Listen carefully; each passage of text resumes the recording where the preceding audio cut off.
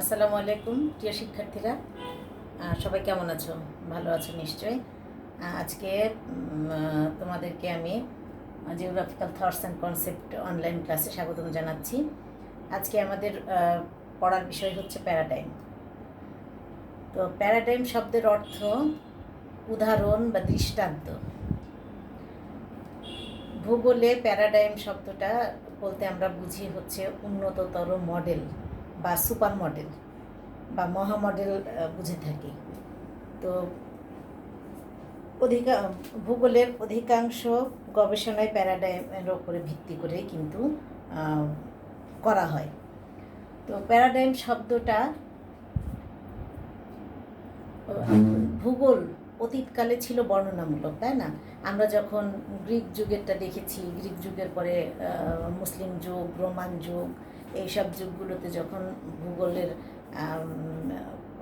ভূগোলকে কিভাবে দেখেছি, বর্ণনামূলক হিসেবে দেখেছি, তাই না? তখন কিন্তু ভূগোল কলার একটা বিষয় হিসাবে পরিচিত ছিল।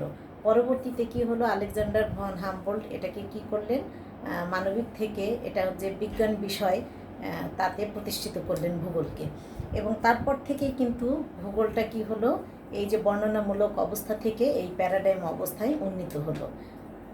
তো প্যারাডাইম অবস্থায় উন্নীত হওয়ার পরে তখন এটা হলো আধুনিক যুগে। এই প্যারাডাইম যে শব্দটা, এটা যদিও ঊনবিংশ শতাব্দী থেকেই এসেছে ভূগোলে, কিন্তু দেখা যায় কি এটা বিংশ শতাব্দীর 60 থেকে 70 দশকের মধ্যে ব্যাপকভাবে মানে ভূগোলে প্রবেশ করে এটা কার্যকারিতা বৃদ্ধি পায়। এটা হচ্ছে কবে, বিংশ শতাব্দীর 60 থেকে 70 দশকের ভিতরে। তো 1972 সালে যখন প্রথম বিজ্ঞানী ডেভিড হার্ভে তার রেভুলেশন এবং কাউন্টার রেভুলেশন নামক দুইটা পেপার যখন প্রকাশিত হয়, তারপরেই কিন্তু এই প্যারাডাইম শব্দটা অত্যন্ত জনপ্রিয়তা লাভ করে। এবং এই জনপ্রিয়তাটা এত বেশি হয়েছিল যে পরবর্তীতে জিওগ্রাফিক্যাল থটস অ্যান্ড কনসেপ্টের একটা মানে কোর্সের একটা অংশ হিসেবেই অবস্থান করে নেয়। তো তার আলোকেই কিন্তু আমরা দেখো থটস অ্যান্ড কনসেপ্টের প্যারাডাইমটা পড়ছি। প্যারাডাইম শব্দটা সর্বপ্রথম যিনি ব্যবহার করেছিলেন বা প্যারাডাইম আবিষ্কার করেছিলেন তার নাম হচ্ছে বিজ্ঞানী কোন। উনি 1970 সালে প্যারাডাইম শব্দটা প্রথম ব্যবহার করেন। তো বিভিন্ন বিজ্ঞানী বিভিন্নভাবে প্যারাডাইমের সংজ্ঞা দিয়েছেন। তার মধ্যে আমি বোর্ডে লিখে রেখেছি দুজন বিজ্ঞানীর সংজ্ঞা। একজন হচ্ছেন ডেভিড হার্ভে। ডেভিড হার্ভে তার এক্সপ্লানেশন অফ জিওগ্রাফি এই গ্রন্থে তিনি যে সংজ্ঞাটা দিয়েছেন সেটা হচ্ছে paradigm is a philosophical concept which is related to the scientific developments.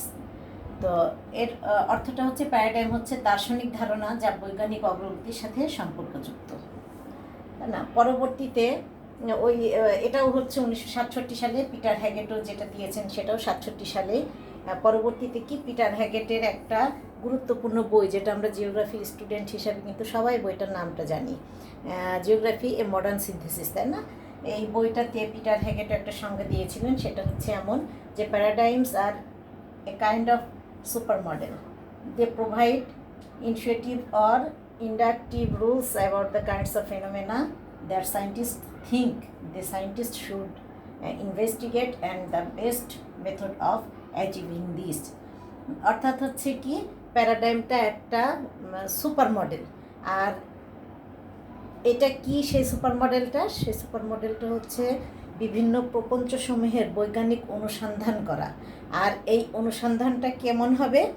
এই অনুসন্ধানটা হবে বিজ্ঞানের সর্বোত্তম পন্থা অবলম্বন করে। অর্থাৎ বিজ্ঞানী যেই বিষয়গুলো ইনভেস্টিগেট করতে চান, অনুসন্ধান করতে চান, তা বিজ্ঞানের সর্বোত্তম পন্থা অবলম্বন করে সেই ইনভেস্টিগেশন করাটাই হচ্ছে যে পদ্ধতি, সেটাই হচ্ছে প্যারাডাইম। এই দুটো সংজ্ঞায় আমি তোমাদেরকে দিলাম। তোমরা আরও সংজ্ঞা অ্যাড করতে পারো এর সঙ্গে। তাহলে আমরা বুঝতেই পারছি যে প্যারাডাইমটা হচ্ছে একটা মডেল, যেই মডেলের আলোকে আমরা কি করি, বিজ্ঞানসম্মতভাবে কোনো বিষয়কে ব্যাখ্যা করি, তাই না? বা কোনো কিছু অনুসন্ধান করতে হলে এই প্যারাডাইমে যে পদ্ধতি অবলম্বন করে আমরা লক্ষ্যে পৌঁছাই। এটাই হচ্ছে প্যারাডাইম। তো প্যারাডাইমের হচ্ছে ভাগ আছে কতগুলো, 3টা ভাগে আমরা প্যারাডাইমকে ভাগ করে থাকি। অর্থাৎ প্যারাডাইম হচ্ছে 3 ভাগে বিভক্ত। আমরা এখন সে ভাগগুলো একটু দেখব।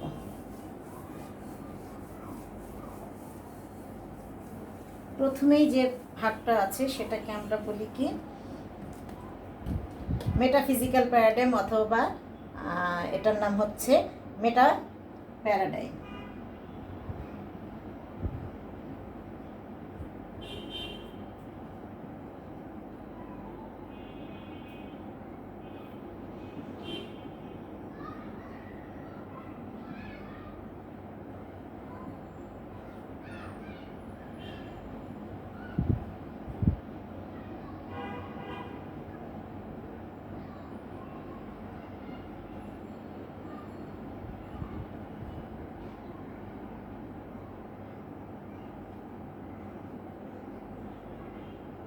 Metaphysical paradigm or meta paradigm. এই মেটা প্যারাডাইমটা হচ্ছে কি বৈজ্ঞানিক দৃষ্টিভঙ্গির সার্বজনীন প্রকাশ। অর্থাৎ এটা হচ্ছে বিশাল একটা ব্যাপার। সার্বজনীন বলতে কি বোঝায়? বিশ্বজনীন। তো এই বিশ্বজনীন মানে এটার বিস্তৃতিটা ব্যাপক। এখানে কি করা হয়? প্রাকৃতিক বিজ্ঞানকে বিশেষভাবে প্রকাশ করা হয়। দ্বিতীয়টা হচ্ছে কি সোশিওলজিক্যাল প্যারাডাইম।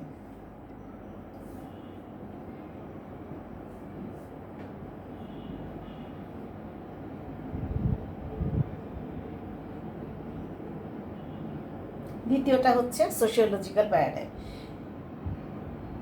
এই প্যারাডাইমটা হচ্ছে সুনির্দিষ্ট বাস্তব বৈজ্ঞানিক দৃষ্টিভঙ্গির ওপর প্রতিষ্ঠিত। আর এইখানটাই বুঝতেই পারছি সোশিওলজিক্যাল দিয়ে যে এটা হচ্ছে কি একদম চিরন্তন সামাজিক কাজ। এইটা কি মেটাফিজিক্যাল প্যারাডাইম যা তার চাইতে তুলনামূলকভাবে অনেক ক্ষুদ্র। আমরা যদি একটা ছবির মাধ্যমে দেখি, যদি এইটা হচ্ছে এই বড়টা যদি হয় মেটাফিজিক্যাল,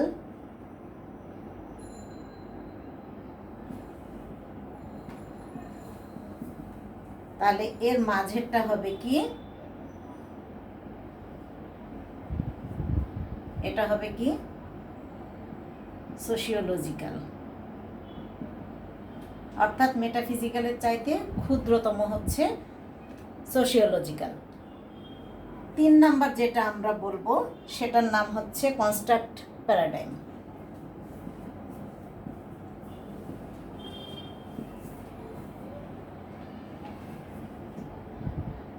কনস্ট্রাক্ট প্যারাডাইমটা কি? যে প্যারাডাইম পরবর্তী পর্যবেক্ষণের জন্য তথ্য এবং পদ্ধতির যোগান দেয়, সেটাই হচ্ছে কনস্ট্রাক্ট প্যারাডাইম। তাহলে এইটা কিন্তু সবচাইতে ক্ষুদ্র প্যারাডাইম। তাহলে আমরা তুলনা করে দেখতে পাচ্ছি যে কি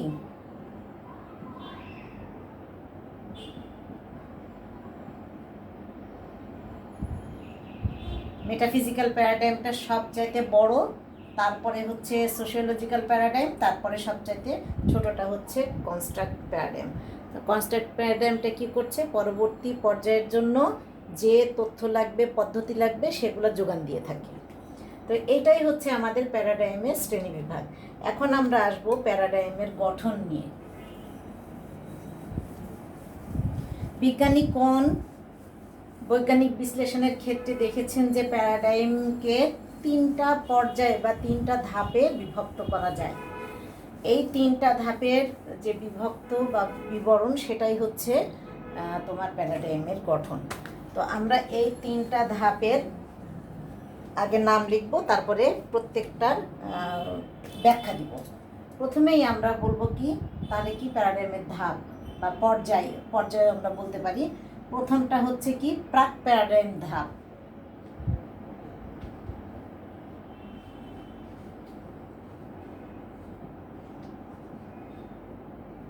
অর্থাৎ প্রি প্যারাডাইম।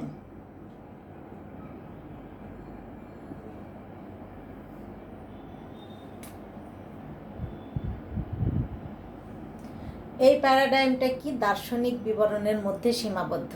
এই পর্যায়ে কি করা হয়, যে কোনো বর্ণনা ধারাবাহিকভাবে এবং নিয়মতান্ত্রিকভাবে বিশদভাবে বর্ণনা করা হয়। এই প্যারাডাইমের আবার কতগুলো বৈশিষ্ট্য রয়েছে, আমি বৈশিষ্ট্যগুলো একটু লিখে দিই।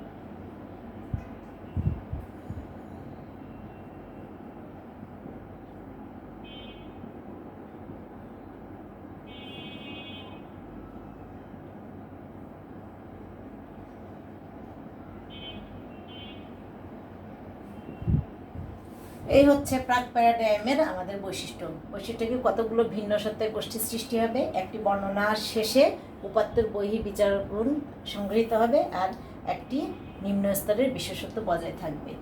পরের যে প্যারাডাইমের ধাপ, দ্বিতীয় ধাপ, সেই ধাপটার নাম হচ্ছে পেশাদারিত্ব ধাপ। প্রাক প্যারাডাইম যে ধাপ, সেই ধাপে কি হবে, বৈজ্ঞানিক উন্নয়নের যাত্রা শুরু হবে। আর দ্বিতীয় ধাপটা কি করবে,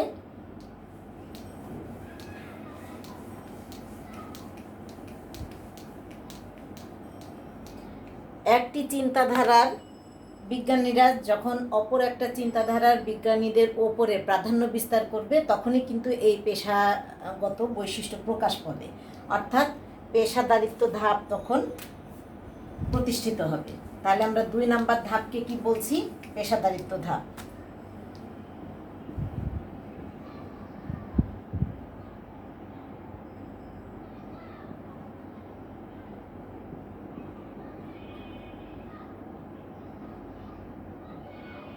এই ধাপেরও কিন্তু কতগুলো বৈশিষ্ট্য রয়েছে।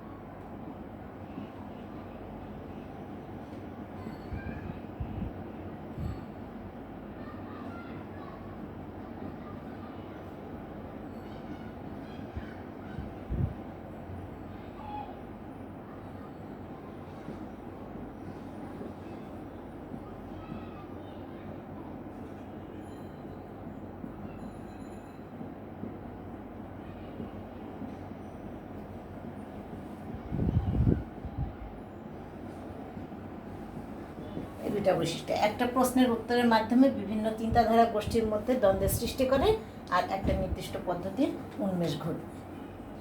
3 নাম্বার যেটা পর্যায়, সেটাকে আমরা বলি একেবারে প্যারাডাইম ধাপ। এটাই হচ্ছে লাস্ট ধাপ।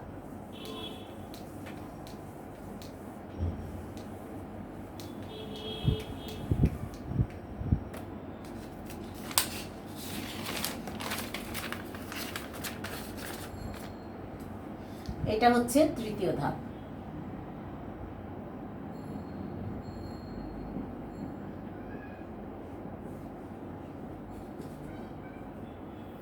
এই লাস্ট ধাপটাই কি হয়, এটাকে আমরা বলছি তৃতীয় ধাপ। এর ধাপেরও কতগুলো বৈশিষ্ট্য রয়েছে, সেটা হচ্ছে কি,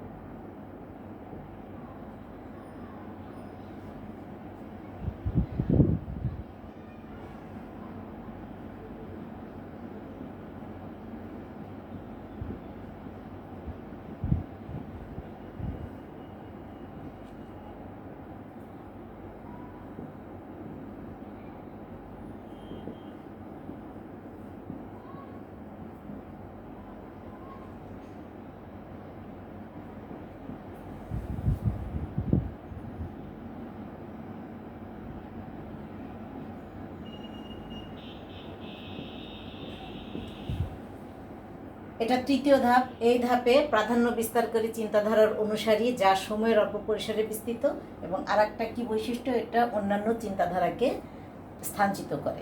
এই তৃতীয় ধাপে কি হয়, কোনো সমস্যার উদ্ভব হলে সেইখান থেকেই আবার এই সমস্যার সমাধানের চেষ্টা করা হয়, এবং যদি কোনো সংকট থেকে থাকে তাহলে কিন্তু ওই সংকটটা ওই পর্যায়ে থেকেই যায়। তো এই সংকটটাকে আবার তোমার সমাধান করার জন্য কতগুলো পদক্ষেপ গ্রহণ করা হয়। সেই পদক্ষেপের মধ্যে একটা হচ্ছে কি, যে পূর্ব পর্যবেক্ষণিক উপাত্ত পুনর্নির্ধারণ করতে হবে,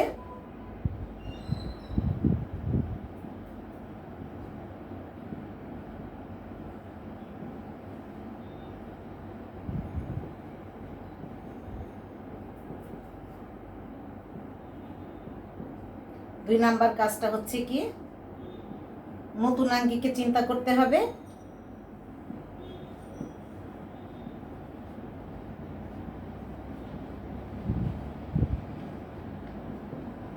তিন নাম্বার যেটা, সেটা হচ্ছে কি, মুক্ত বিবেচনা করতে হবে।